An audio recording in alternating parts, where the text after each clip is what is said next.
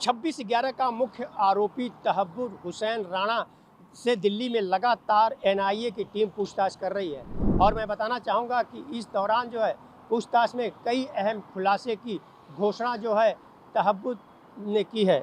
26/11 आतंकी हमलों के मुख्य साजिशकर्ता तहव्वुर हुसैन राणा 64 ने एनआईए की हिरासत में पूछताछ के दौरान कई चौंकाने वाले खुलासे किए हैं। सूत्रों के मुताबिक राणा ने माना है कि वह हमलों के दौरान मुंबई में मौजूद था और यह उसकी साजिश का हिस्सा था। वह 20 और 21 नवंबर 2008 को मुंबई के पवई क्षेत्र में होटल में ठहरा था।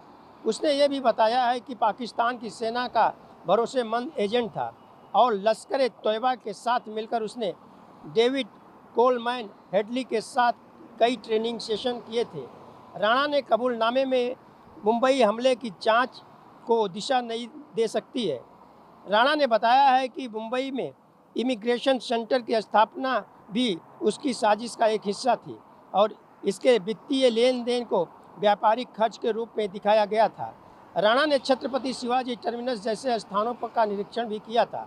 उसने माना है कि 26/11 हमले पाकिस्तान की खुफिया एजेंसी आईएसआई के सहयोग से किए गए थे। यह खुलासा भारत की लंबी समय से चली आ रही उस दलील को मजबूत करता है जिसमें पाकिस्तान की सरकारी एजेंसियों की भूमिका पर सवाल उठाए जाते रहे हैं। राणा ने बताया है कि उसने पाक स्थित आतंकी संगठन लश्कर के साथ कई सेशन किए थे और इसमें उसका साथी डेविड हेडली भी था। राणा ने कहा है कि लश्कर सिर्फ आतंकी संगठन नहीं बल्कि एक जासूसी नेटवर्क की तरह काम करता है। यह जानकारी सुरक्षा एजेंसियों के लिए अहम मानी जा रही है क्योंकि इससे लश्कर की कार्यप्रणाली और उसके नेटवर्क की गहराई का पता चलता है। राणा ने यह भी बताया है कि उसने डेविड हेडली के लिए फर्जी दस्तावेज तैयार करवाए थे जिसके मदद से वह भारत में घुस सका, जहां से वह 14 गवाहों की राणा की भूमिका की पुष्टि करती है।